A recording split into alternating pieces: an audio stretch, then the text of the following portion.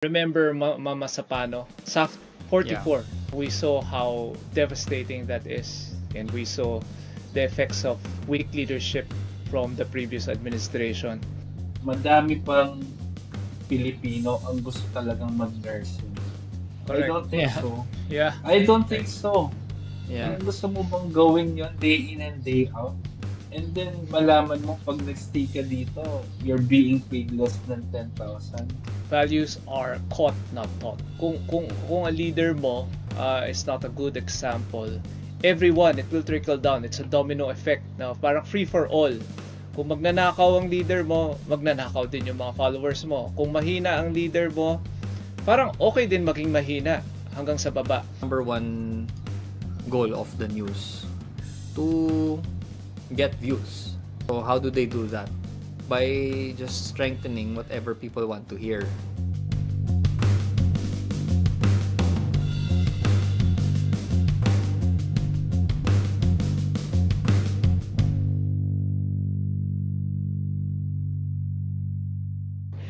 We'll discuss about the leadership today, what we think about it, and why we lack strong leaders. Natanong niyo ba sa sarili niyo why on 2016 nanalo ang isang President Duterte na coming from Davao, not coming from Manila?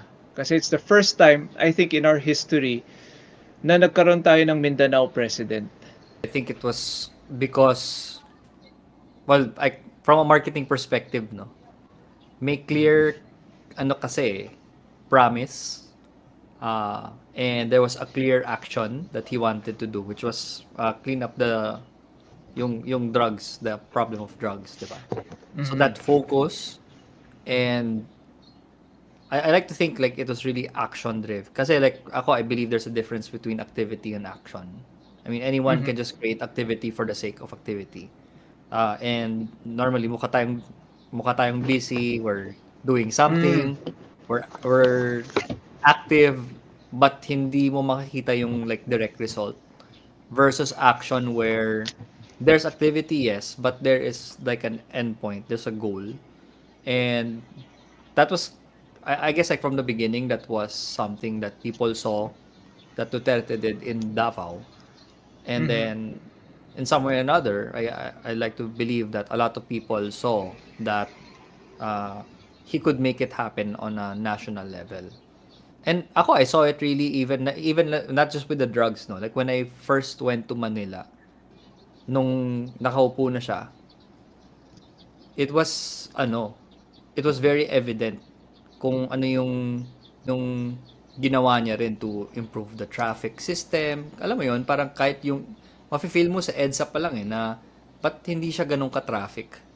And yun, basically like action versus activity, and like he really focused on action. I think no for 2016 elections, people clamor for change kasi minsan our politicians are looking busy, sabi nga ni Patrick, looking busy but not productive.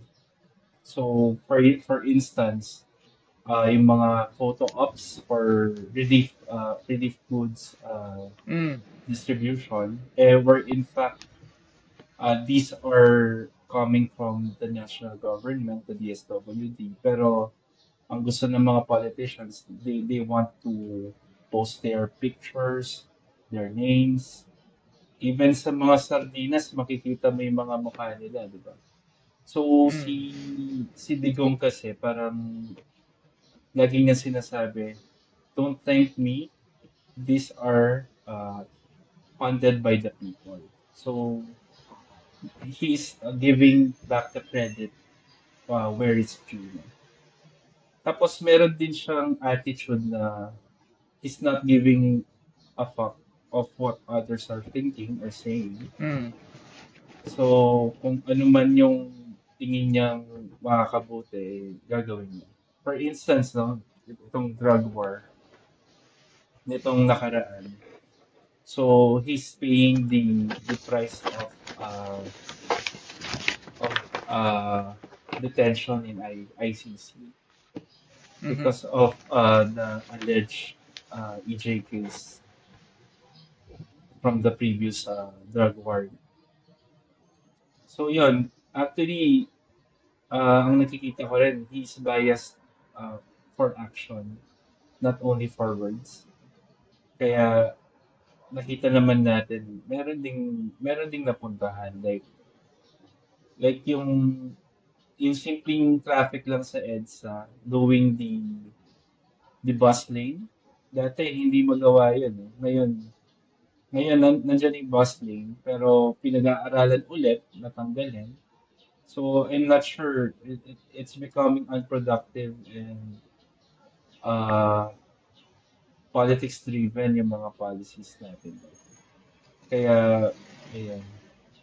Mm. Tingin ko, yun yung nagpapanalo kay Duterte last 2016. Yeah, I agree also, no? Kasi remember Mama Sapano massacre? SAF Yeah. 44, 'di Mm. ba? There was that we saw how devastating that is, and we saw the effects of weak leadership from the previous administration. If you recalled it, no, when there was a Senate or congressional hearing about it, when they asked, I think the president or those who are in charge, nagtuturoan sila. There's no accountability, 'di ba? There's no one who's taking responsibility over what happened. Naalala ko si President Noynoy noon. She said, "Wala akong alam." Yun yung narinig ko lagi. I don't know, hindi ko alam. Wala akong alam. So we were thinking, we are leaderless. We don't have the leader that we need in our country. Because during that time, hindi mo alam kung sino yung responsible for the operation. Marami nang namatay, walang gustong umako. And we saw that kind of leadership in President Duterte, that he's always taking responsibility. You know? He doesn't really take credit for a lot of things, like yung when they donate goods to typhoon victims, because sabi niya it is the money of the people. When there's a problem in Davao or in during his presidency, he always says na ako ang may kasalanan. Ako, kung merong naging problema sa mga police ko or sa military or police operations, the buck stops with me. 'Di ba? He takes responsibility. Naalala niyo yung problema during the COVID? Naalala niyo yung problema, we don't like the Secretary of Health? I'm not sure if we have the same view. Para naiinis na tayo sa Secretary of Health eh. Sabi niya, bakit ganun? Ang bagal, 'di ba? Ang daming anomalies and corruption. Ang sabi ni PRRD noon, medyo napaisip ako bakit di pa niya tinatanggal. Sabi niya, we cannot change horses in the middle of something. Sabi niya, the middle of crossing the river or war. Sabi ni PRRD, I am responsible for this. No, you need to trust me. So everything is his responsibility. Kaya nga ngayon, nandun siya sa Hague. Hindi sa Hague ha. Sa The Hague. No, sa The Hague, Netherlands. But the thing is, it's a different story kung bakit siya nandun eh. We discussed this in our previous podcast, Patrick, na it's really kidnapping. As a lawyer, I know. It's an illegal arrest. There's no arrest warrant. There's no due process that was given to him. He was basically dragged there for political reasons. So, I agree. Ang ganda ng mga sabi mo Patrick, action, no? Action rather than just being busy.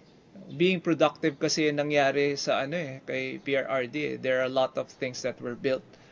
Tapos si Ram, sabi mo Ram, he focused on doing good than looking good. No, which is actually the opposite of what we're seeing right now. Kaya rin natin diniscuss ito kasi we were having a huge problem in leadership right now eh. papalit-palit ang sinasabi, you cannot rely on their word. I think, no, ang pinaka-problema dito, we are not talking about the real issues, and we have this distraction by giving Duterte sa ICC. So all Mm. we talk about now is Duterte and The Mm. Hague and ICC. Pero yung totoong social issues or national issues, we're not even talking about it. Yung budget parang nakalimutan na rin. So I think this is a big distraction Yeah. sa incompetence ng government natin ngayon. I cannot name one achievement to date sa admin ni BBM. So yun, I think he is also appeasing some people. Kaya ayun, he gave Duterte up. So ano siya, parang many birds in one stone yung move kay Duterte. Maraming tinamaan, maraming check kumbaga na we keep them busy by reporting Duterte. We keep them uninformed of what's really happening. So, yun. So, kung para sa akin, it's a genius move. Pero, not necessarily, not necessarily good, pero it's a genius move by Marcos. Kasi it's advantageous sa kanya eh. Distraction talaga siya. Ayun, yun yung tingin ko doon. Ako naman siguro, I'm kind of looking at it from a different angle. Yung sinusundan ko actually ng news ngayon is more on like the tourism side. Because I'm kind of been trying to follow where that's going. Reason being, parang I was just listening to Steven Cunyeng. I don't know if you listened to him on ANC. He was sharing, diba, yung one of the lowest hanging fruits talaga for the Philippines, economy-wise, is really our tourism. Kasi, you look at Vietnam, you look at Thailand, kami as a family, we like to travel around Southeast Asia. You can really see the difference na, I mean, not long ago, si Vietnam, when I say not long ago, I mean like in kailan nga yung Vietnam War, I mean they just in the grand scheme of things, they just recovered from a war. But ang bilis ng hindi lang sila na they weren't just able to bounce back. They really were able to catch up competitively, not just at a regional scale but even at a global scale, because they were able to maximize tourism. We went to Da Nang last year. Ang ganda. I mean, you go there, I mean, it's very clean, it's very tourist friendly.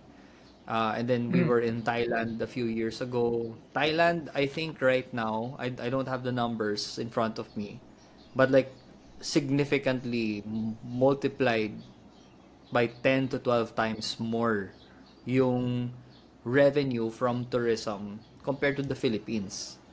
But a lot of experts will say that the Philippines can really compete kasi everything that Thailand has, we also have. We have good food.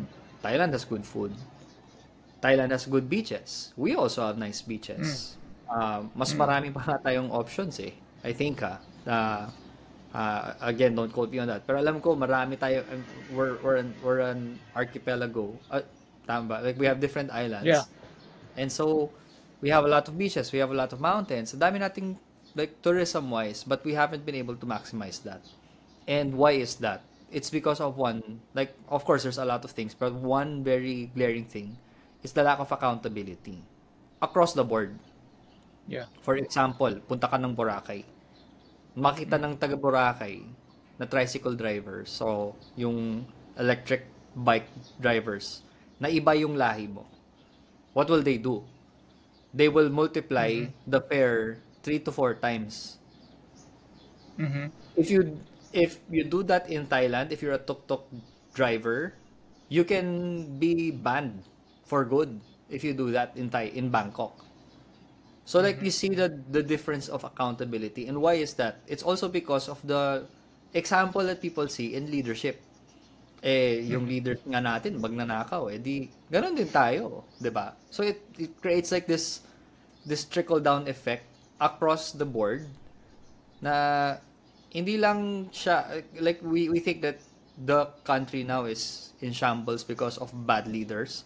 I'd like to think in some way or another, yes, but only because the leaders set a bad example, and now like I don't want to generalize, but many people are just following Yeah. that example. So kaya makita mo na it's like when you think about politics, there's a showmanship to it. Pero yung showmanship for the sake of kasi magaling ako, kasi ganito yung stature ko, versus na yung stature na and this is who I am, yes, but I'm doing this because I want you to emulate the example that I have. Yun I think is what's really lacking right now. From I guess like again, I don't want to oversimplify, but that's just kind of like my interpretation of what I see happening on the tourism level, but I think like all across different other industries also. Yeah, that's what we see right now, no? Kasi again, in relation to what we discussed before about values, Patrick, is values are caught, not taught. Kung a leader mo is not a good example, everyone, it will trickle down. It's a domino effect na parang free for all. Kung magnanakaw ang leader mo, magnanakaw din yung mga followers mo. Kung mahina ang leader mo, parang okay din maging mahina hanggang sa baba. That's what we saw sa leadership example ni PRRD. No, he was very decisive and he was very firm that he is responsible over that decision. Sometimes those decisions are not popular, although we can argue that it's popular because we voted for it. No, we voted for him to, for example, um, go to war against drugs. No, but the thing is, there are a lot of his decisions that might not be approved by some people, pero he pushed for it. No, even with the international pressure and the pressure from the opposition. So that kind of leadership nagkaroon ng trickle down effect din. That's why we got this build. No, we had a lot of infrastructure projects, gumanda yung roads natin, bridges. We were able to successfully host the ASEAN Games. Remember the ASEAN Games? Ang ganda ng Clark doon, ha? You saw, have you used the airport? Kayo guys, have you used the In airport sa Clark? Clark? Yeah, I've been there. Sobrang ganda. I argue it's the best in the country now. Yeah, napakaganda. That is because of the domino effect of strong leadership. So I think Secretary Tugade was great in fixing our airports, and also during that time it was Secretary Villar sa DPWH, no? Ang bilis ng DPWH noon, no? They were able to build a lot of roads, bridges, and a lot of infra across the country. Kasi where sometimes people make the mistake of ang ginawa lang ni PRRD is the war on drugs, which is a very impactful one. No, it made a lot of our streets safe. Pero mas marami siyang ginawa beyond that. No, that has had an effect on us. So yun nga, ang ganda ng ang sinabi mo, Patrick, and na dapat a leader should be a good example. Now, ang question ko, bakit ngayon parang bumalik tayo? Parang bumalik tayo sa dati or even worse. No, what is happening? No, what is happening to the current state of our leadership? Kanina before our live, we discussed about the role of public schools and mainstream media in honing leaders. Patrick, what do you think about it? Dito na ako papasok kasi tanongin muna natin yung college dropout. Ah, oo nga, bakit ka ba nag-drop out, Patrick? Well, quick disclaimer, I'm not gonna say to the young generation na mag-drop out na kayo kasi case-to-case din yan. But for me personally, because even at a young age, it was very clear to me that I wanted to be in a creative career, but also entrepreneurial. So I wanted to run my own business. Yeah. So, that being said, parang I ask myself the question muna, will formal education have will it have like a positive, you know, effect for me? And my answer was no. And well, I guess siguro in my case, I started working kasi nung like not super bat, like I was second year college. And then I saw that if I continue working, uh, I will be able to advance more than continue studying. I started as a video editor, and then I wanted to basically get into multimedia arts. And yun, nakita ko na hindi siya necessary yung college degree for that. Because I asked employers, and I asked potential clients na if, okay, papasok ako sa ganitong work, will you look for a diploma? And like 10 out of 10 said, no, we're not going to look for diploma because we'd rather see creativity, professionalism, and, you know, things that you don't really have to go to college to learn. So, in my case, I guess that was ano. But of course, like if you want to be a doctor, engineer, ibang usapan yon. I mean, obviously Yeah. there is a value Technical. to it. Right. And then like some people will say kasi na you go to school not just not just to learn information, but to also learn how to learn. But Yeah. I think I was fortunate at a young age that I was brought up by parents na even nung elementary pa lang ako, that was already what they taught me to do. Na, okay, kasi, di ba, normally, when you're studying for an exam, your parents will help you review. They'll help you memorize the dates for history, they'll help you memorize your periodic table. Yung sa akin naman, my mother specifically really focused on teaching me techniques on how to learn. So she yun basically she taught me how to learn. And so I was fortunate to get that kind of training, which I'll be completely honest, I don't even see that in formal education. So if someone says that you're going to school because you want to learn how to learn, I don't really buy that because, like, again, from a general perspective, not saying all teachers are, of course, I have teachers then, kahit ako din na I'm really thankful for because they also challenged me in the right way. But I think Yeah. like the bigger majority of our education, uh, like sector or yeah sector, I guess if you want to call it that, in the Philippines, hindi yun yung focus. The focus is still on memorization. The focus is still on uh, acquiring data, which you can use Google to do that now. You don't have to memorize anything. And in some way or another, I think it's also trying to instill like philosophies that will benefit other people aside from us. Like it's very corporation driven.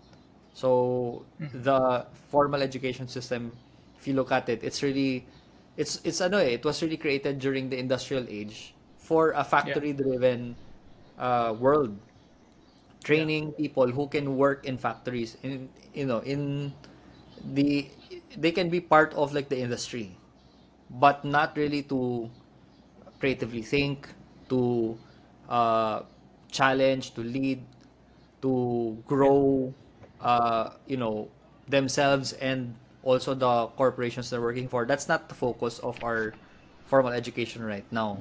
So, yeah, that's the reason why I left. Parang I did not see the benefit, the value for me personally.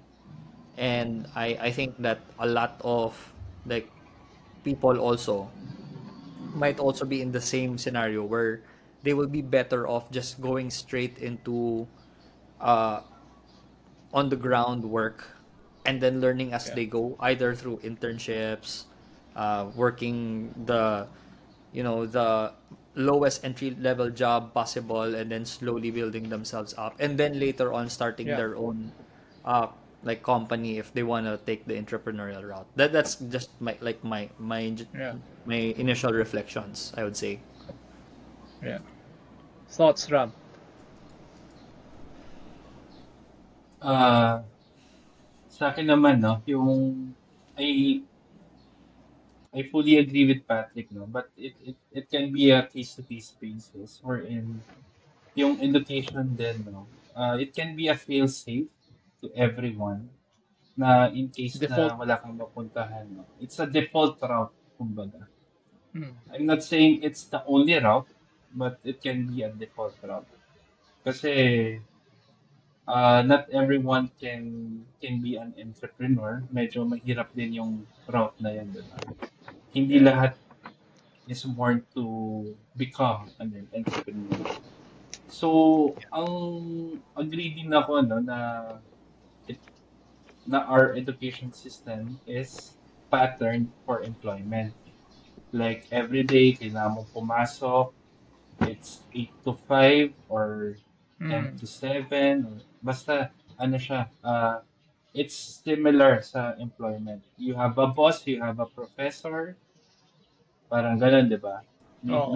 teacher Yeah. ka, may boss ka sa employment, tapos you have to finish it so Mm. that you can get kung kumbaga you can get good grades or good salary. So it's a reward system. Kumbaga, i you work for this, you get this.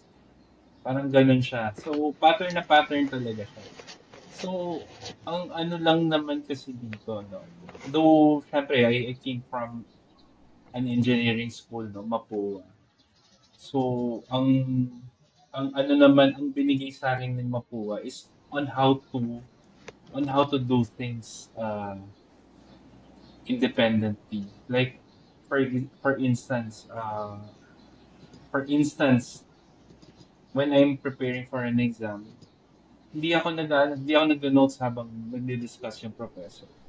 I just listen, then papa-photocopy ko yung notes ng katabi ko. So, sinong lamang doon, di ba? Ako nakakinig ako, then I still have my notes, the notes of my classmate. So, at least sa akin na nakuha ko what works for me. So, yung kaklase kong di nakinig, di ko alam kung ano yung retention niya. Pero, ang retention ko kasi on how the technique, on how the, on how to solve the problem. But, I'm not very critical on the note taking. Mm. Kasi, ano yan eh, pwede yan, pwede yan kunin sa ibang paraan. Merong ibang reference na. So, Yeah. kasi ngayon yung education system natin no it's it's very standard, parang wala kang alternative. So what we can do kung meron mang may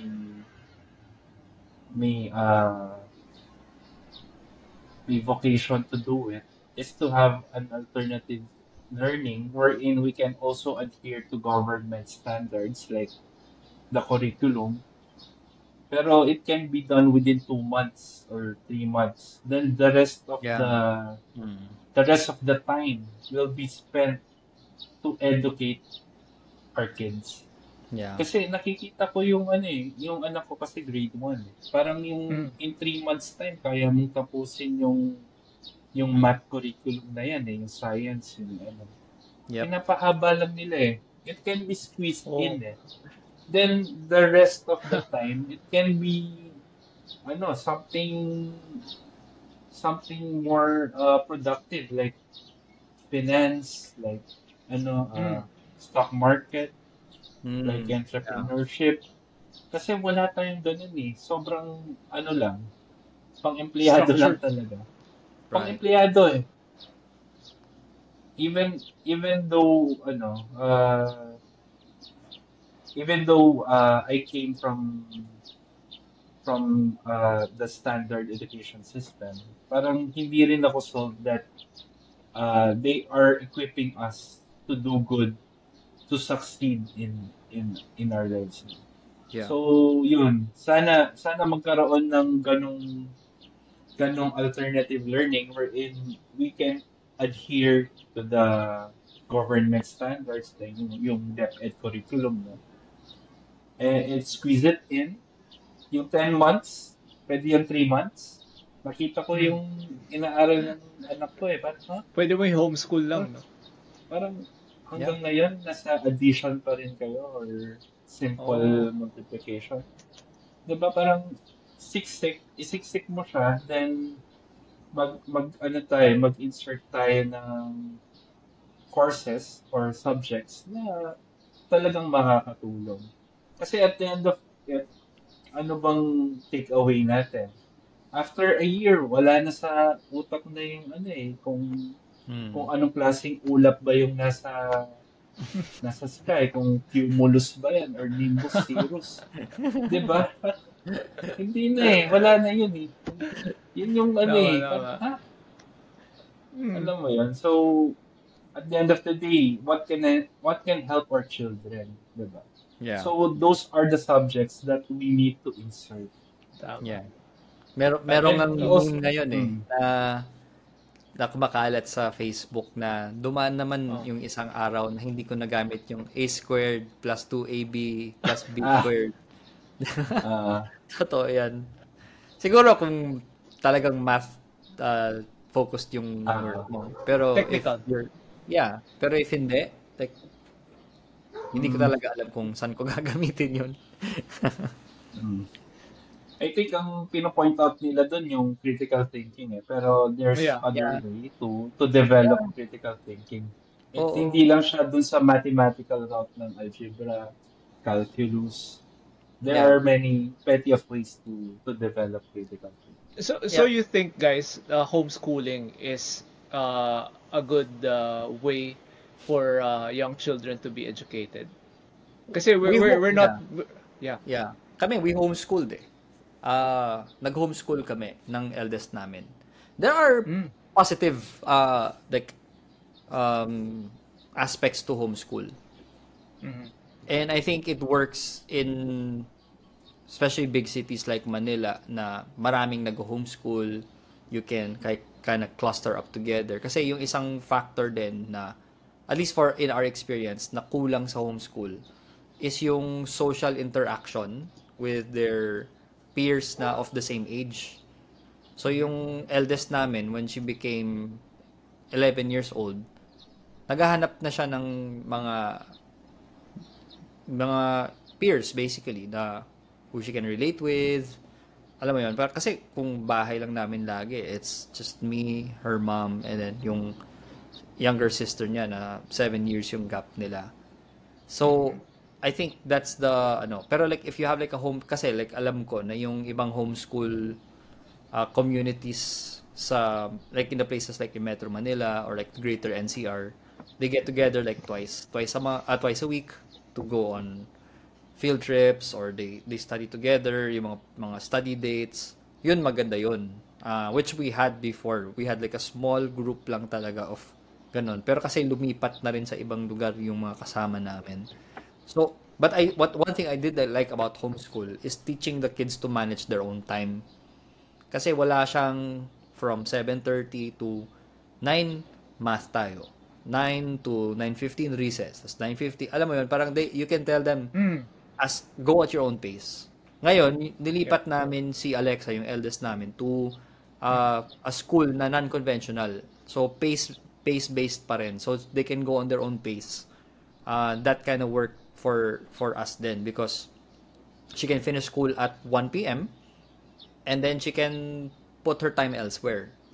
Which I think, to the point of Ram, should be the case kasi if they spend so much time, if they spend 8, 9, 10 hours on lessons where 30s 30% lang or probably even less yung talagang may practical application sa buhay, then it's such a waste of time. Uh, Mm. like for me, for instance, I mean, you're only young once. And then if you have a child who is in school from 7 a.m. to 6 p.m., kasi may tutor pa, alam mo yon. And then they go home, magde-dinner sila, and then they have homework from 7 to 9. Anong childhood yung ano nila? I mean, like, it's also like a robbery of uh, experiences where they can also learn, 'di ba? Playing with their friends, outdoors, looking for Yeah. peers, uh, looking for hobbies where they can kind of, mess around and really lose themselves in the state of flow. So yun, like yung anak namin, she's really into like the creative arts. So she paints, she does crochet, um, Mhm. she also has a gadget. So, pero syempre, we put a lot of like parameters there. Pero yung ganun kumbaga, you allow like yung daughter namin during the Burr months kasi syempre ah padami yung gustong bilhin. So we told her na okay, you can start your own business at 11 years old. And she did. She was able to start a business. And then she saved enough money to buy her iPad. Alam mo yon, parang Oh, nice. if you have time to do that, 'di ba? It also exposes the kids. And kami din kasi ni Sas, we like to travel. Mainly because we want to expose the kids to other places, so to other cultures. So, like, I mean, that will only be possible if we revisit education. And I think Yeah. like on top of like learning entrepreneurship and all of these things, importante din yan. Pero I actually agree with Ram. Like ako, like as an Mm. entrepreneur, I don't think everyone and anyone can be a business owner. Kasi hindi naman talaga lahat ganun yung wiring. And that's fine. I mean, hindi naman talaga kailangan lahat entrepreneurial. Yeah. But I think that everyone can be a leader. Pero you go into, if you look at our formal school system, how much of our material and curriculum are teaching kids the soft skills and the emotional skills to lead other people? Practically, I would probably say close to zero. O kung Yeah. siguro meron, like the teachers will just try to insert it in homeroom or in, alam mo yon, like lunch break interactions, pinapa-student council yung mga bata. It's not in the like majority setting that happens. I really like yung ginawa kasi ni Japan din na in the formative years, yung tinuro sa mga bata is not like Yeah. knowledge-based learning. Technical Yung technical values. na pero yung tinuro sa kanila exactly values, manners. Like I forget like what portion of it, but like a big chunk of their preschool education is manners. How do you Mhm. talk to elders? How can you be kind to other people, your classmates? How do you Cleanliness. eat? Cleanliness, tidiness, 'di ba? Order and organization, management, Yeah. self-management. Yun yung missing sa curriculum natin. And I think that that's also playing a big part into why we don't have good leaders because so much of leadership is not technical. So much of leadership, it's really managing your emotions, managing adversity, managing your interaction with people who don't agree with you, which is wala. I mean, like we don't really have that in our formal education. Our school system kasi they're training you to be obedient and conformist, not Yes. to think independently. The difference is there's a misalignment with reality. The irony nga, yung mga successful people are independent, 'di ba? They are self-reliant, they're confident and more of on the individualistic side. Kasi yung pag nasa school ka, you really need to be a conformist. Kasi otherwise, Mm. pag hindi ka nag-conform, hindi ka papasa. 'Di ba? Our Mm. grading system and ranking system actually prevents us from thinking critically, from asking questions with what is being taught. 'Di ba? So, yan ang nangyayari sa school system natin. when I was in school, ganun din eh. I was a valedictorian because I followed the rules. I always like think kung ano sabihin ng teacher, yun ang gagawin ko. Kung ano pinabasa sa akin, memorize ko lang without really thinking deeply. We don't really ask a lot of questions when I was in grade school. I just memorize a lot of things. And then naisip ko, na-realize ko yun when I was in late college, when I shifted from business economics to philosophy. Na para nung nasa philosophy degree na ako, doon ko na-realize, you need to question a lot of things pala. A lot of things are not true. 'Di ba? You really need to think critically on what is being taught to you. So, ang nangyari for majority of my education is really teaching you, how to conform and obey. No? The great thing about what happened to me is nung na-realize ko yun, I did my independent study. When I was in law school naman, actually the reason why I was able to come up with something like my business now is not because of my MBA and law school education, but because I went beyond it. No, nahirapan ako eh. Lumabas muna ako dun sa circle. And yung pag lumalabas ka dun sa circle, mahirap yon. Kaya you cannot just, tell na parang hindi, I will have a different perspective from your perspective. Kasi as a young person, if you don't have a lot of experience and you want to survive in the real world, you want to belong. You want to have a support system. But when you want to have an independent, perspective, you will be separating from that system, separating from that group. And when you separate from that group, merong ostracism eh. They can ostracize you, they can even worse embarrass you, no? So as a young person, ayaw mo mangyari 'yun eh kasi tinitingnan mo pa kung saan yung position mo sa mundo eh. So it takes a lot of courage. That's why right now, sabi ko nga, pinag-uusapan natin, our school system does not really hone the right leaders.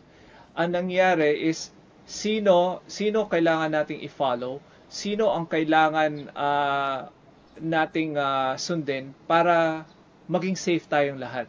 Pero again, going back to what reality is, successful people are independent, confident, and actually individualistic. Yeah. I think one question I want to throw on the plate, no? Yung transition from high school to college, which is ngayon medyo nagiging controversy ulit kasi baka aalisin naman daw ulit yung senior high kasi hindi siya effective daw. Pero that window for most 18 to 20-year-olds where you make a decision that can really change the trajectory of your life.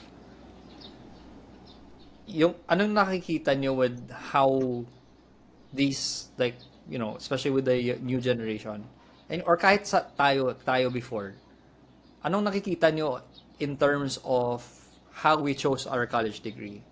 And were you led well, or did someone guide you properly and tell you, ito yung college degree kasi this is really what you're strong at? Because ako personally, that was not my experience.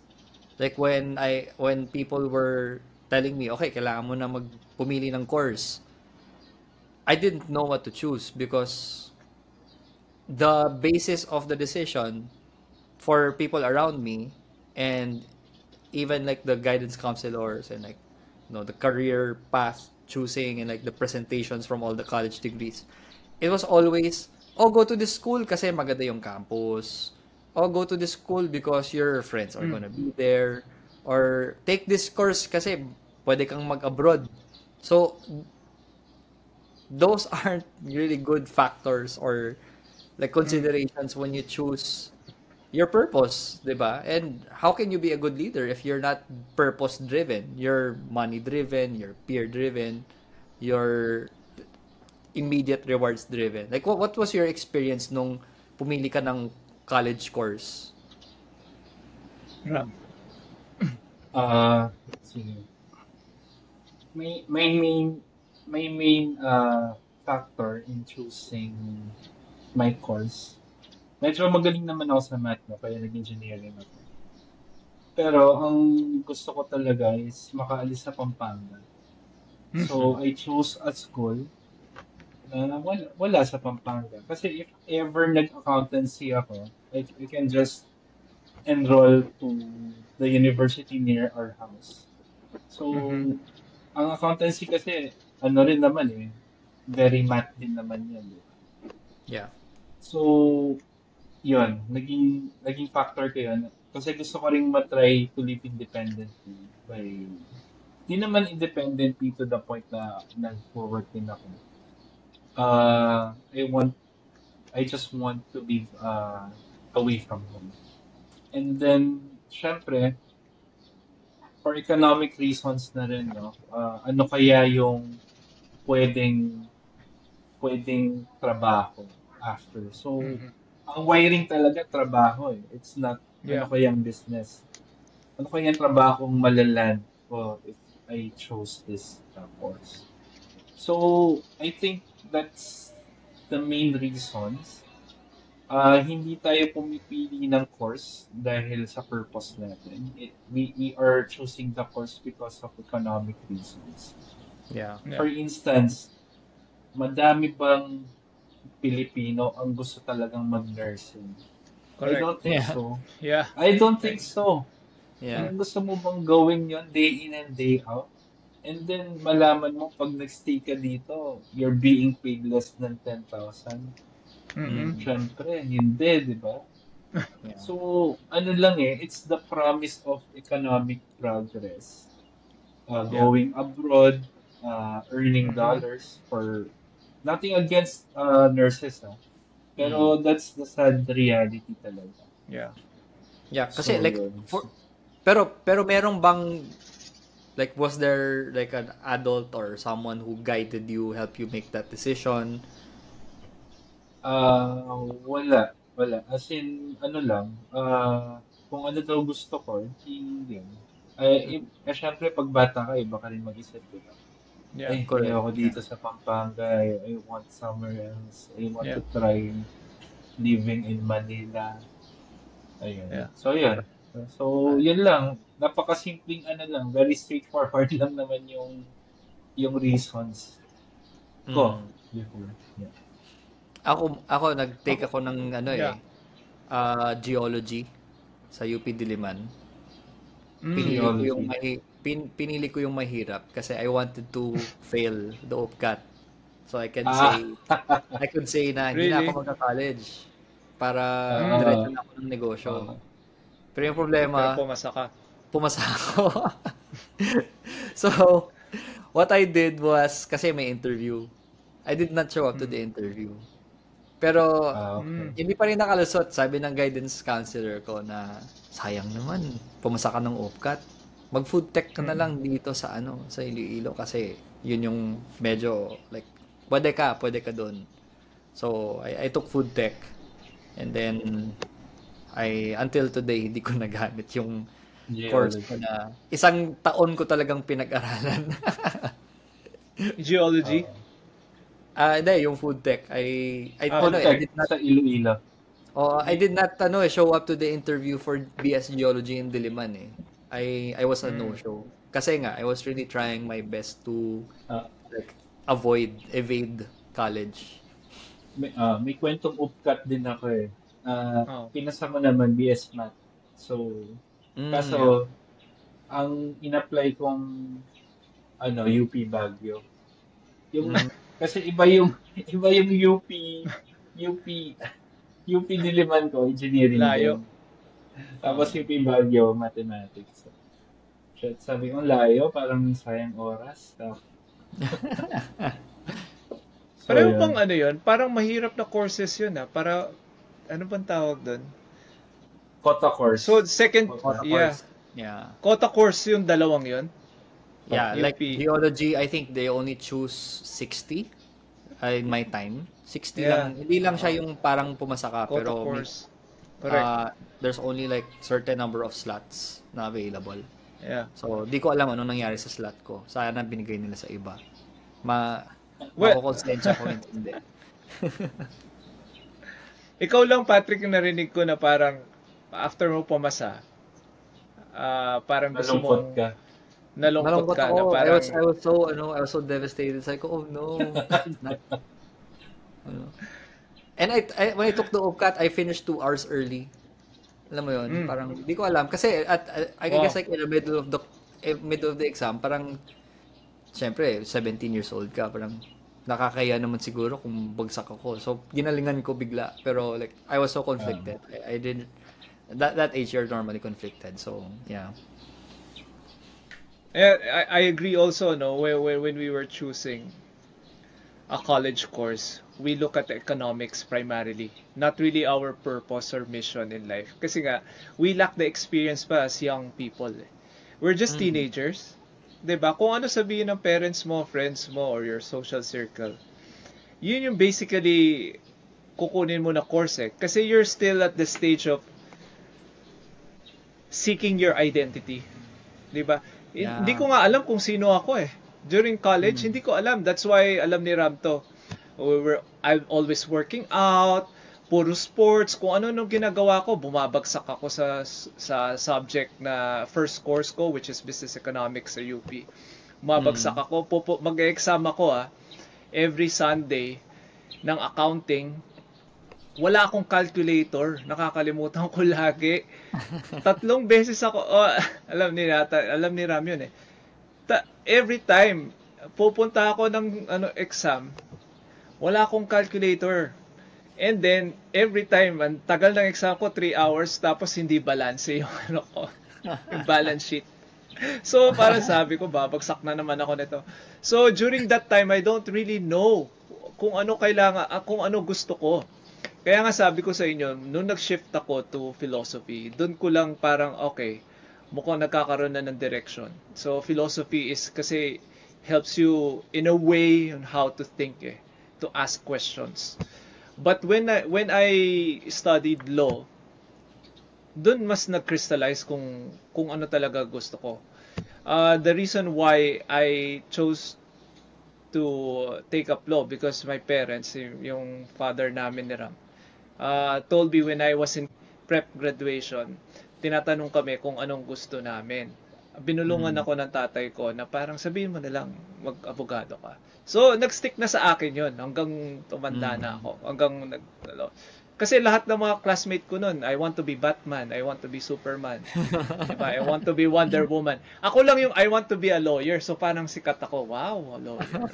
Seryoso So, in the end, I didn't even practice law. I helped lawyers through, of course, my legal ways, through their work, no? Pero hindi ako mismo nag-practice. Kasi Dex, kahit si Ram din, no, na parang,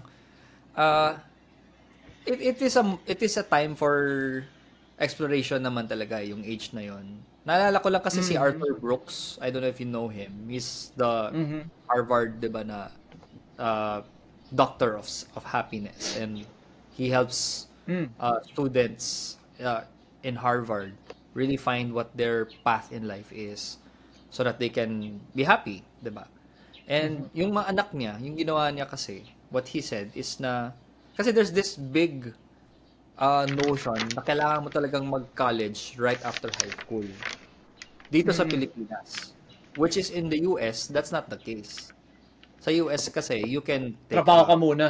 Trabaho ka muna, or you can take like an academic break, and then discover muna. So yung ginawa niya sa mga anak niya, he told them, mag-travel muna kayo.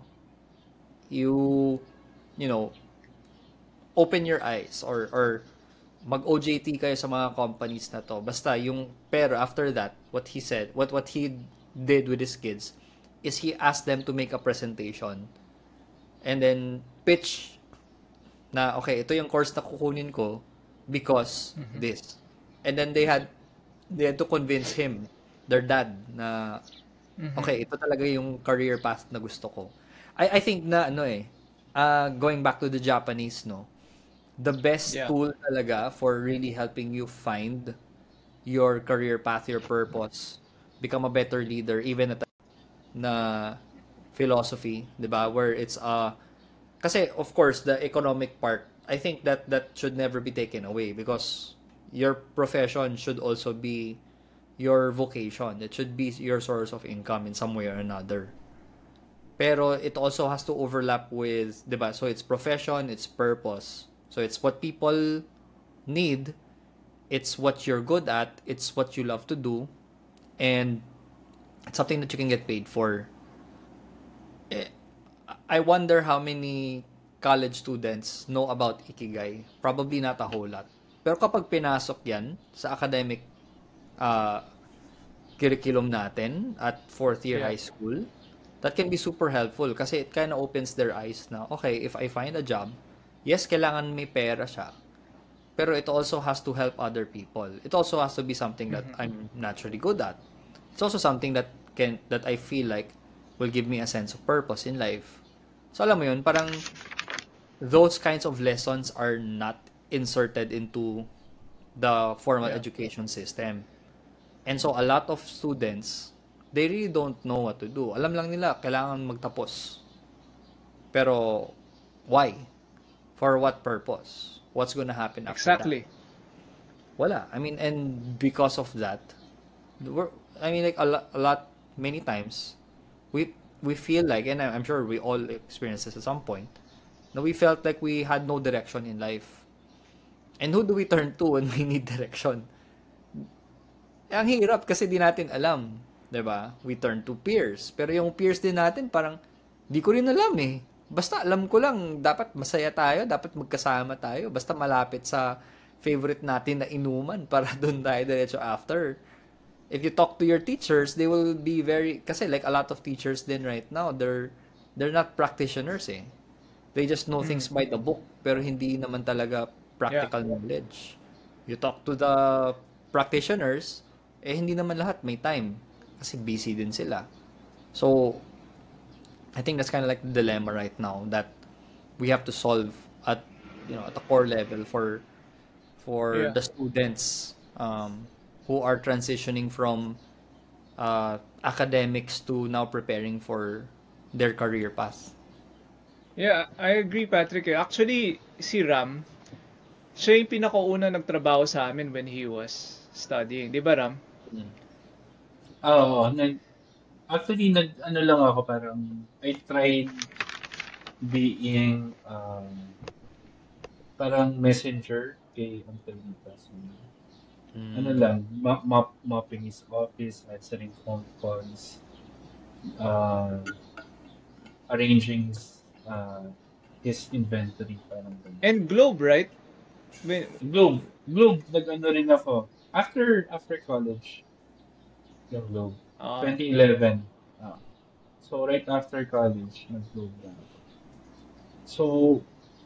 So, yun. May gusto lang akong i-share about mm, parang related din siya dyan. Kasi yung son ko, si Seb, mm. nag-ask lang siya. Medyo mahirap yung tanong. How can you become rich? Sabi niya sa akin. Siyempre, Be like Tito Dexter. being rich is subjective eh. Diba? Yeah, exactly. So, ang sagot ko na lang sa kanya, you should solve a problem.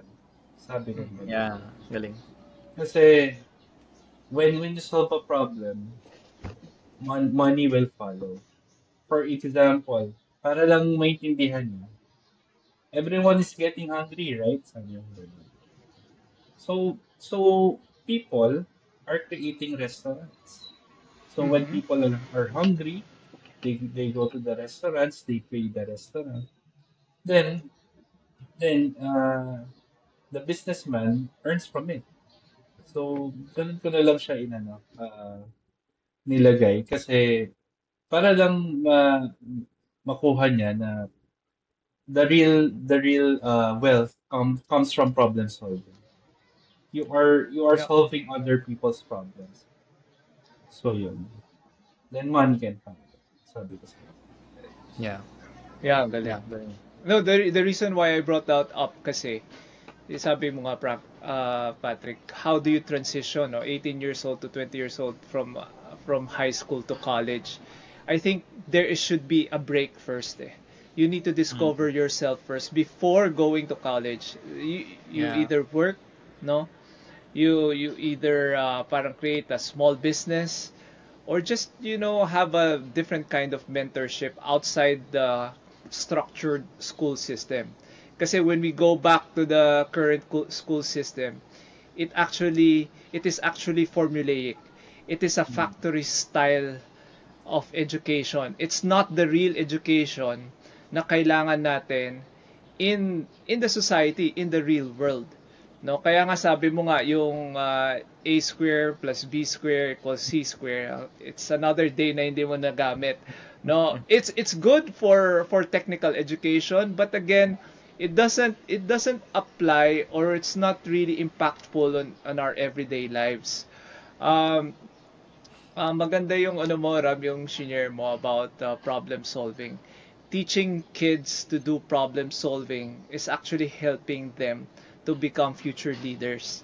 No, in school, ang problem solving usually alam natin is a math problem, 'di ba, Rap? Yes.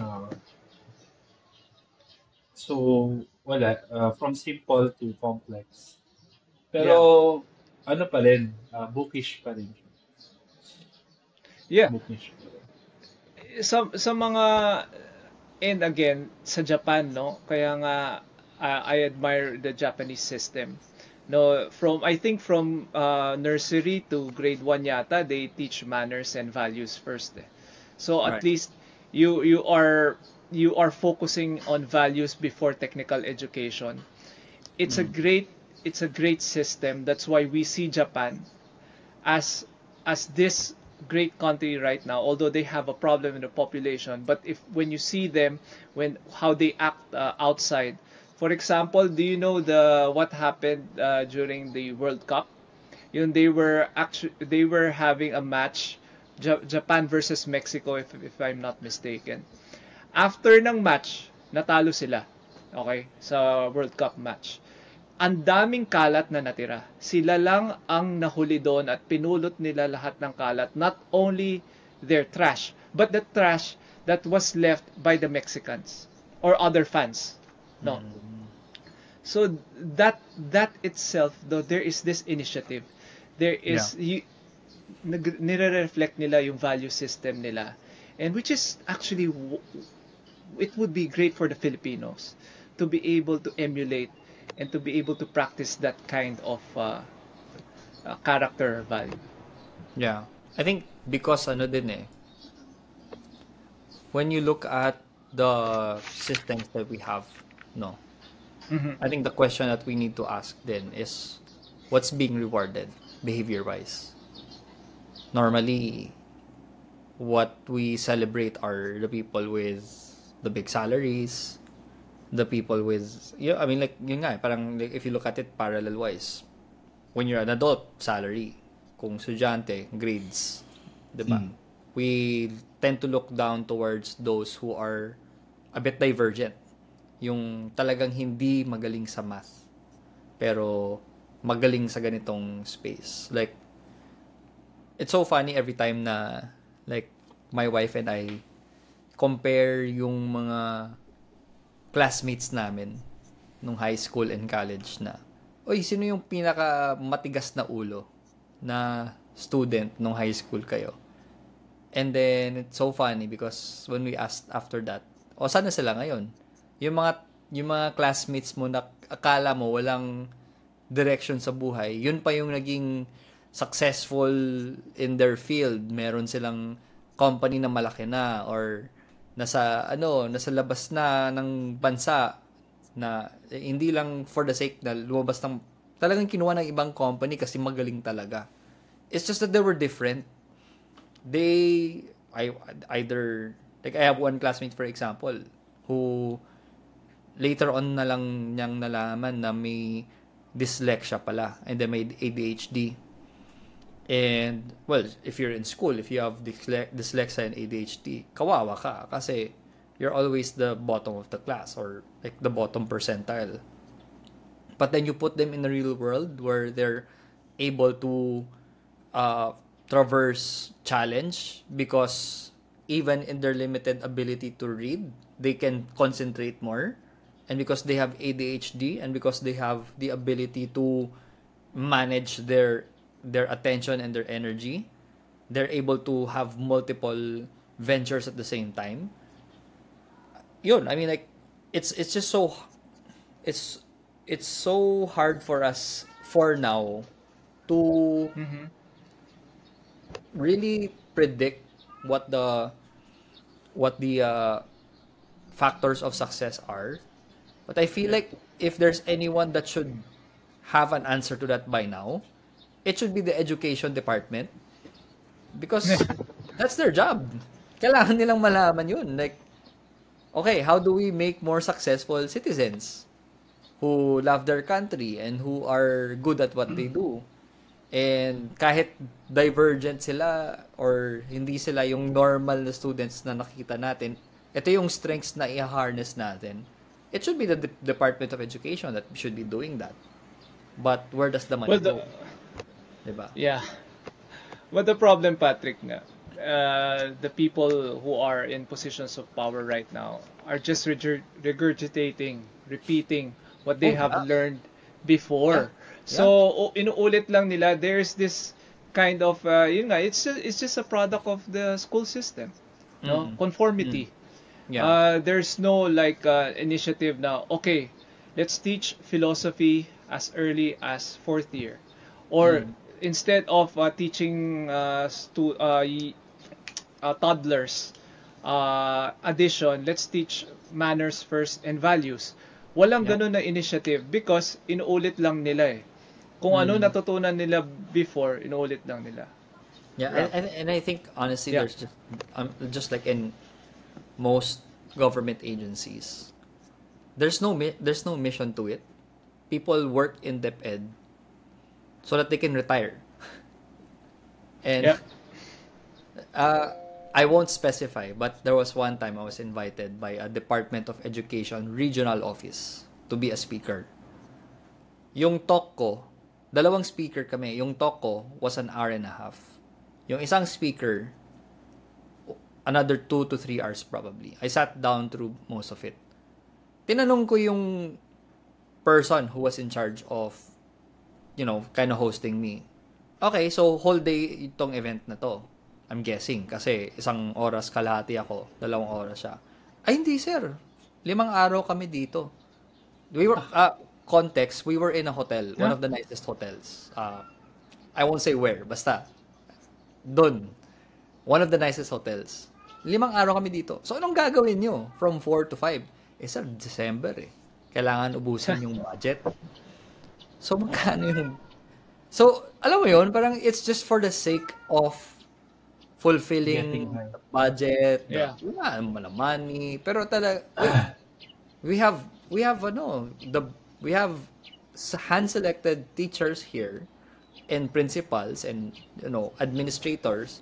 This could have been a time that December we could have equipped them with more knowledge, show them the world, like alam mo yon, parang, and then alam mo yung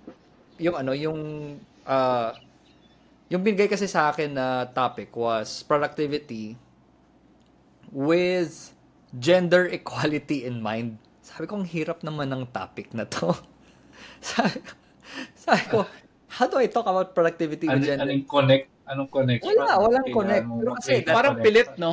oh, It's pero, two independent ideas. Eh. correct, yeah. Pero kasi yung time na yun, that was the time that DepEd was pouring money into gender offices. So Ayun, talagang, conformity na naman. oo. So, sige sir, gamitin na, lagay mo na lang yung kahit 5 minutes lang pag-usapan mo yung gender equality. Kasi yun yung team ngayong year eh. Tas sunog budget na event where we could have focused on the latest education trends or technology that we can use to bring education to the next level. EQ, IQ, alam mo yun, parang what the difference between that. Yeah. Pero wala eh. Kasi, sir, December eh. Kailangan ubusin yung budget. Ayun. Alam mo, Patrick, Paki-invite na rin kami next time, Patrick. Hindi, joke. alam mo, yun nga guys kaya nga we're doing this kind of conversations. It's very important to discuss this what you call our challenges and problems in the educational system. Yeah. Kasi nga our leaders right now are the products of this kind of education. Diba? The reason why we are actually suffering with the current system, although not directly suffering kasi nandito pa tayo, nakakapag-usap pa tayo, but the whole nation, our society is suffering because we have these weak conformist leaders who doesn't want to make the hard decisions for the country and for the society. We talked about BRRD kanina. He made the hard decisions, courageous decisions, despite the vehement disagreement with some people. Ngayon, napunta siya sa The Hague, hindi sa Hague, The Hague.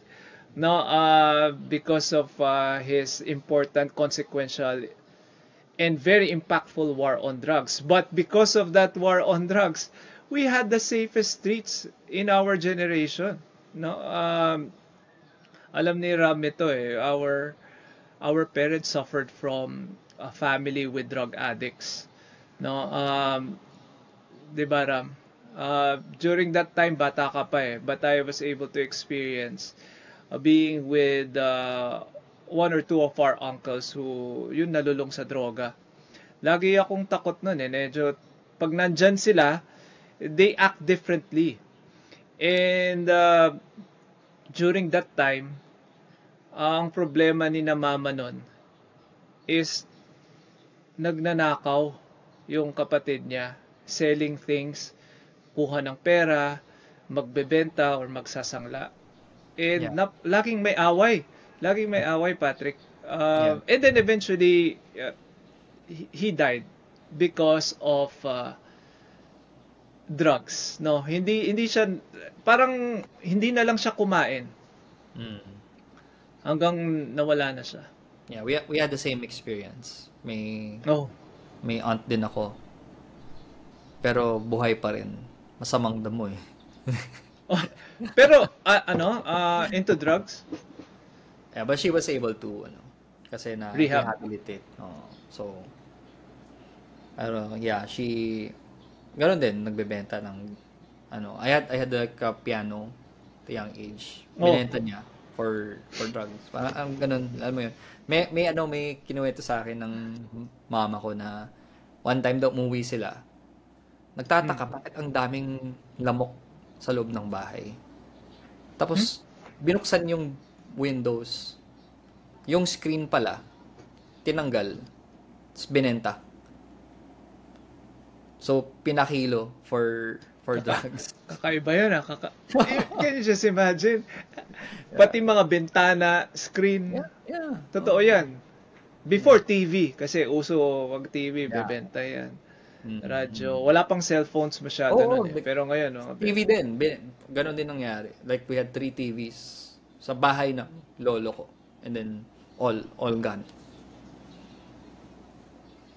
Yeah.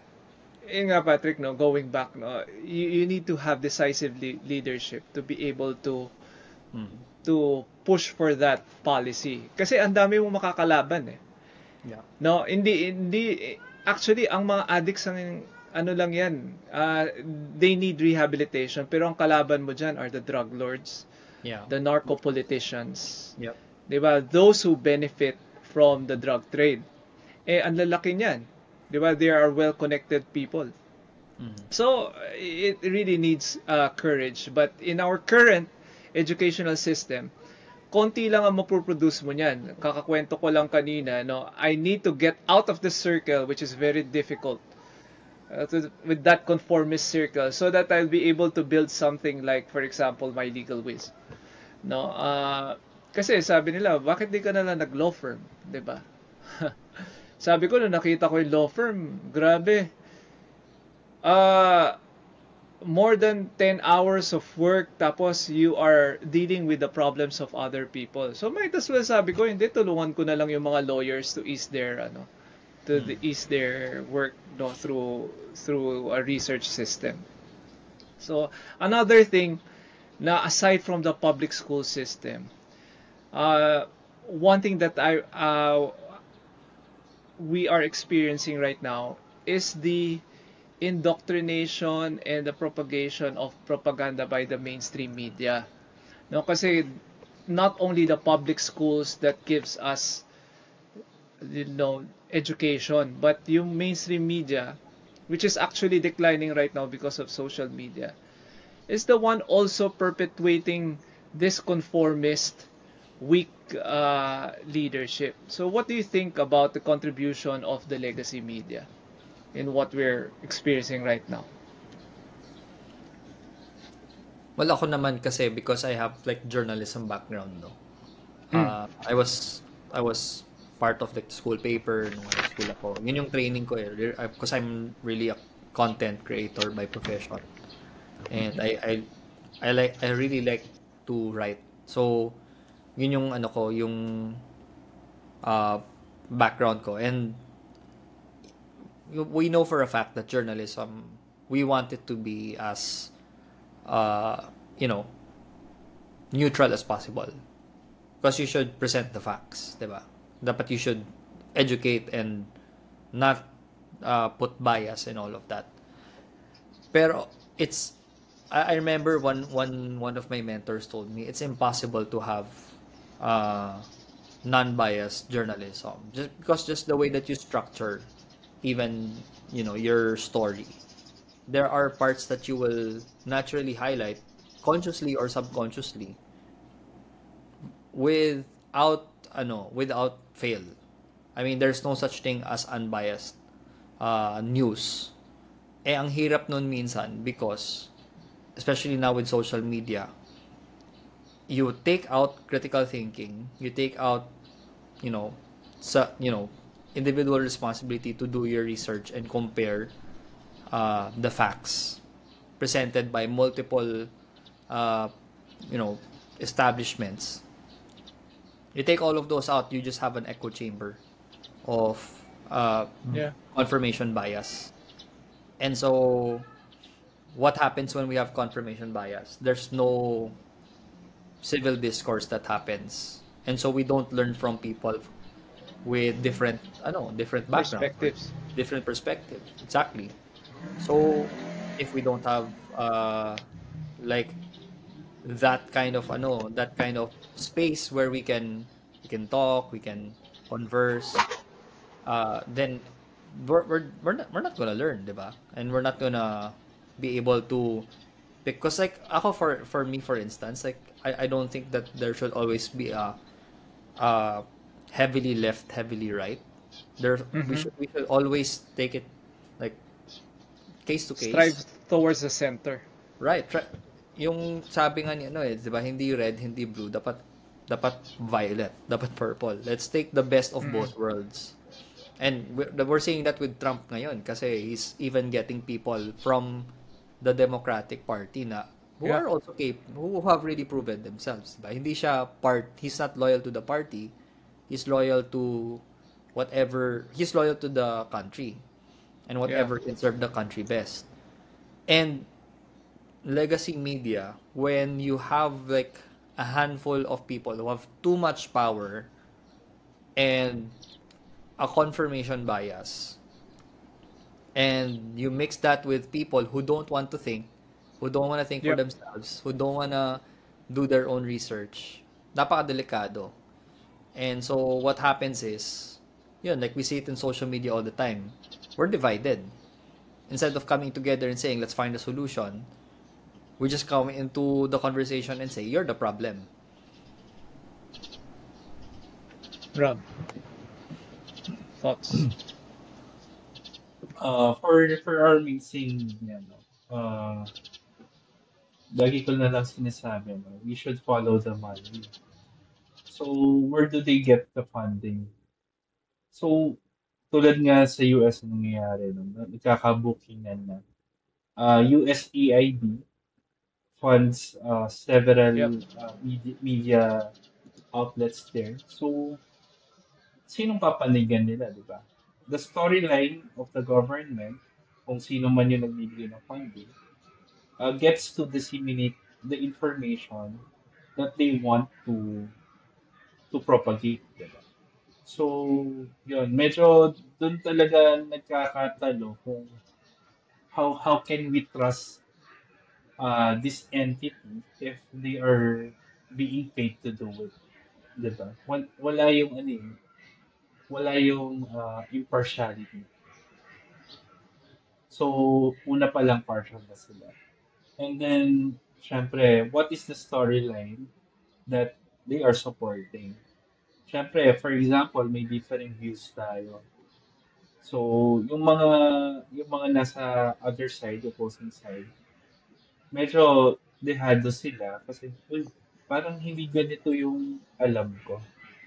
Parang, ano, pero how can I quickly respond to what the mainstream media is saying? Pero ngayon, kasi during this time, meron ng social media, di ba? So, parang may free market of ideas, free market of news. So, ang ano na lang talaga natin is to develop and practice critical thinking to determine which are factual and which are not factual. So, yun. Yeah. Now I'm just looking some of the things no dito sa X that we can discuss. You know, the mainstream media, sabi mo nga Patrick, if you don't practice critical thinking, you will be part of the confused herd. You will be part of the confused group, no. This one is very funny, no, kasi what they're doing right now in the United States, no, the media is vilifying Elon Musk because of his impactful contribution in the Department of Government Efficiency. So parang sinisiraan siya lagi. Sinasabi nila na Elon Musk is taking our social security. He's cutting benefits for senior people. For he's cutting cancer funding for those who are in need. So if you will always just look at the mainstream media, without questioning if it's true or not, and if it's aligned with your bias, for example, natalo ka during the election, if of course masama pa rin ang loob mo, nanalo si Trump, it will just parang support your belief.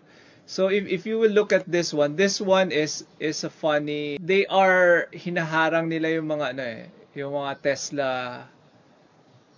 Tesla cars eh. So let's see this one.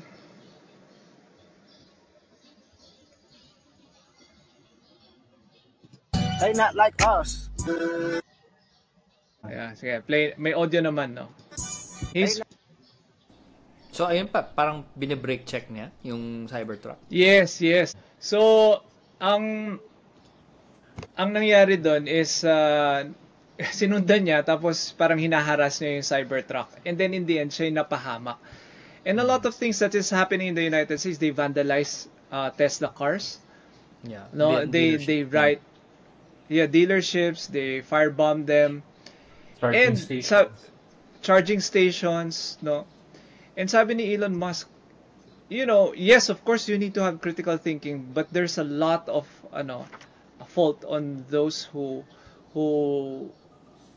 perpetuate lies against Elon Musk and Tesla. So what do you think about that? The contribution of the mainstream media in this chaos? Yeah, because, well, if you, what's the number one goal of the news? To get views. Yeah. So how do they do that? By just strengthening whatever people want to hear. So, alam mo yun, parang if the general direction is, ang daming mga tao na who are vocal about their hate towards, Elon and Mhm.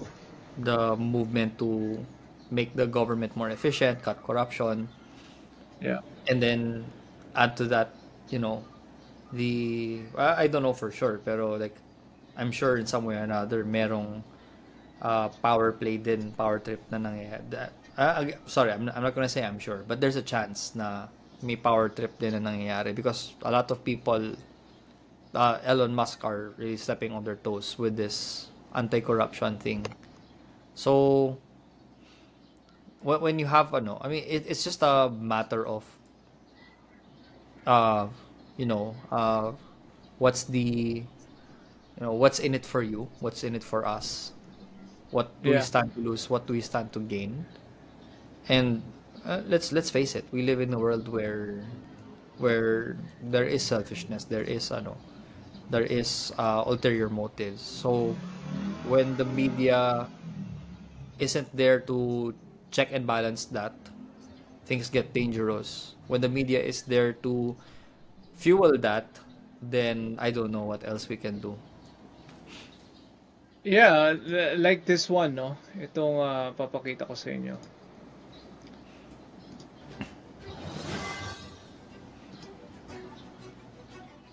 Since Trump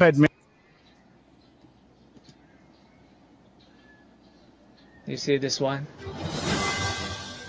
Yeah. Since Trump administration started its work, Department of Government Efficiency has discovered huge amounts of money wasted by the government. In 2022, USAID paid Time magazine for $1 million for them to award Ukrainian President Zelensky the title of the Person of the Year. In 2024, Politico newspaper received over $8 million from USAID.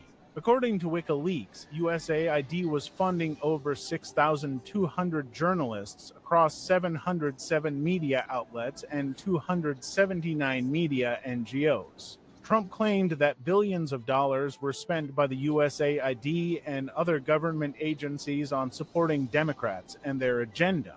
Trump administration believes that such waste of money is detrimental to the U.S. and that USAID needs to be reformed or shut down entirely. Yeah. Wow. Grabe, no? Again, follow the money. Follow the money. Yeah. Yeah. That's the no, current situation right now. Even in our country, the reason why we have this kind of problem is because I believe that our mainstream media is serving masters, no. Yeah. Of course, advertising, they earn from it, no. Politicians, they need to promote their candidacies, and of course they want to perpetuate their power also, so they're funding these mainstream media outlets. So yun, again, the contribution of both the public school or the school system and the mainstream media has become really problematic for our society right now, because we were able to produce the leaders that we have today. And the great thing is we have social media, we have these kinds of conversations where we can discuss these situations and share experiences and how we can develop and change gradually the system, so we can be able to produce in the future great leaders just like your kids, no. Si Ram at saka ikaw, Patrick, no, it's great na parang both of your children, no, are independently minded and they're very curious in doing new things. Yep. So I guess the big question now, kind of wrap it up, no, is what can we do? Yeah. Well, What can we do? Ram, what can we do?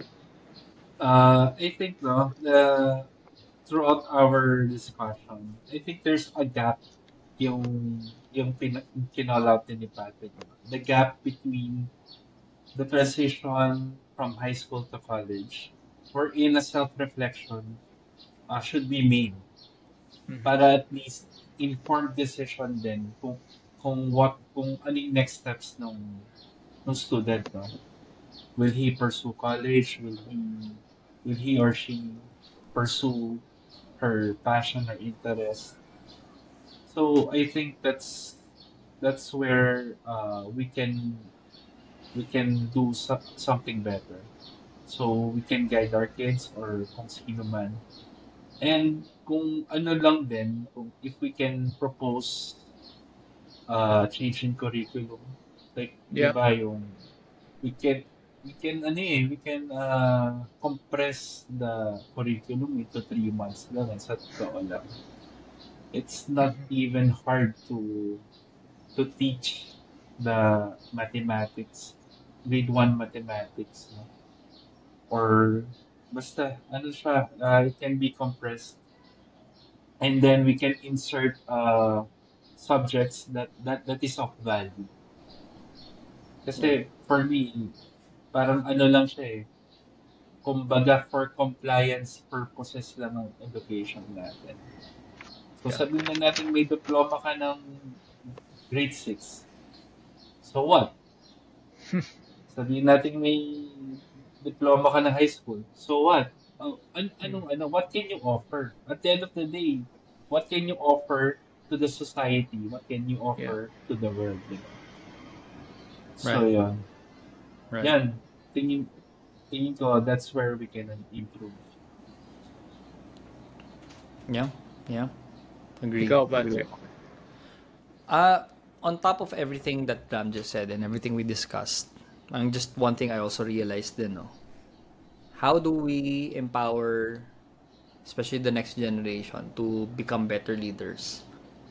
We really need to teach them how to serve well and to serve their fellows talaga. Kasi right now, honestly, the way I see it, and this is just my opinion, our education system is training our students to be self-serving. To an extent, a bit healthy, like what's my career, what kind of salary should I shoot for, ano yung kailangan ko matutunan para makuha ko yung ganong career path.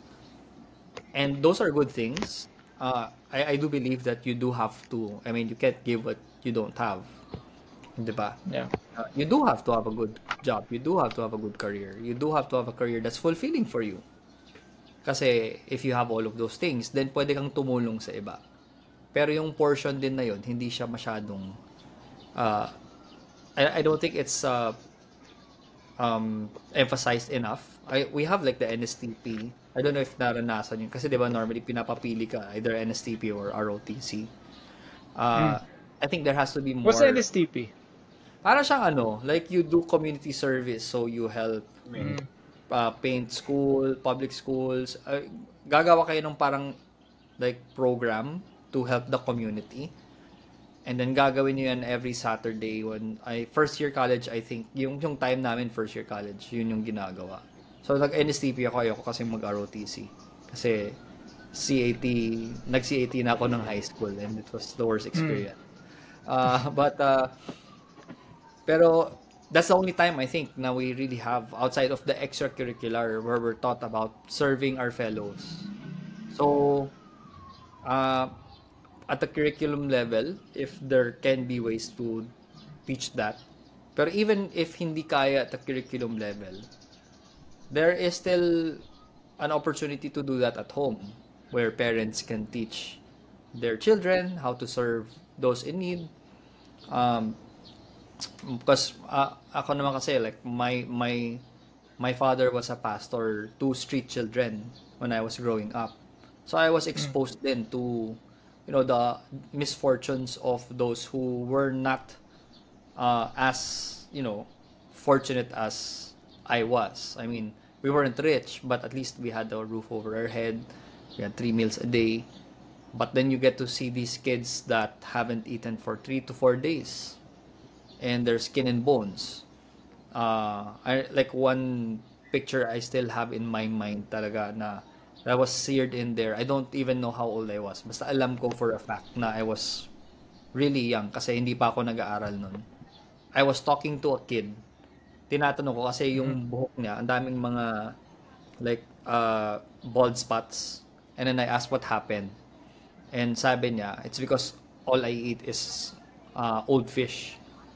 Yung fish na talagang they fish out. I grew up in Cebu kasi, so they really fish it out of the port.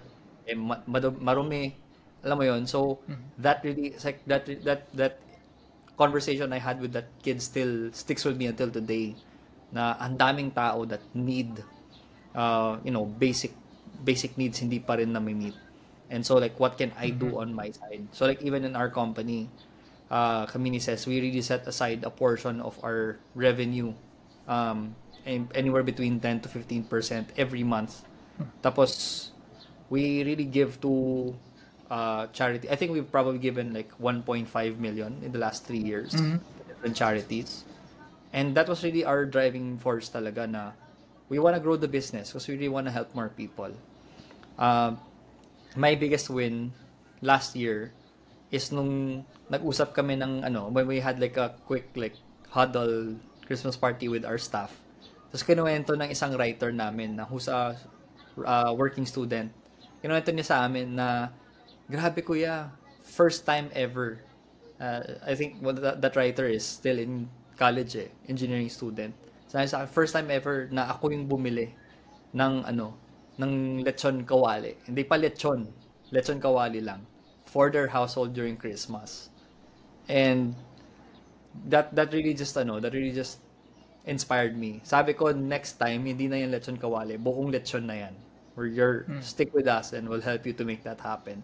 Alam mo yun, yung mga ganun, like sana yung education system natin is also able to I don't want to say teach even, no, pero inspire the students to also have that kind of mindset. Because what would the world be like? What would our nation be like if we just had 10 times, 20 times, 100 times more people who really just wanna serve their fellow citizens?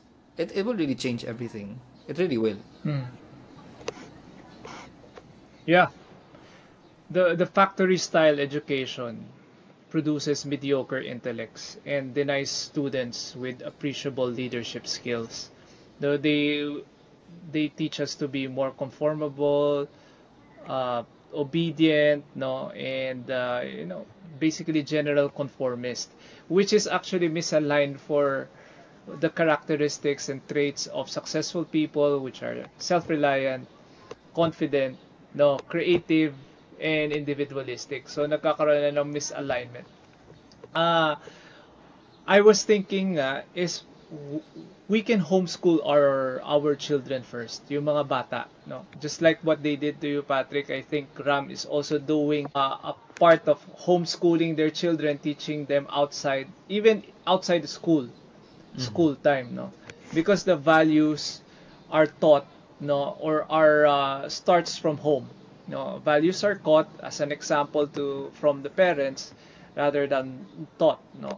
And the system of the Japanese is a great example for our school system to follow. Kasi right now, as we've discussed, our current educational system does not promote or create ethical and strong leaders. That's why our society, the current situation of our country right now, is not that good. We see a lot of corruption, oppression, and our leaders are focused on external power rather than just inner strength. And sabi mo nga, great leadership should trickle down. And the only way we can get great leadership is through a great education system. The fact that we can teach our children values, and then from 18 to 20 let them work first, look for their identity first before going to college, or even decide not to go to college because they've already found their calling and they have the skills to do it. Then you can do it. Kasi nga without taking the value of technical education, like being an engineer, kasi kailangan mo rin ng math and technical skills dun . But if, for example, you just want to create a business, is college education really important for that one? I was able to create a business despite my education despite of it. Kasi if I will just follow my education as a lawyer o sa law school namin, I will just become a law firm employee. No, I went beyond that. No, mahirap lumabas kasi nga as a young person you want to belong in a certain group, and if you want to remove the shackles of that from that group, you will need to have the courage to get disapproval or ostracism from your circle. So yun. Thank you very much, guys. And let's discuss a different angle again, about men and leadership in our next podcast.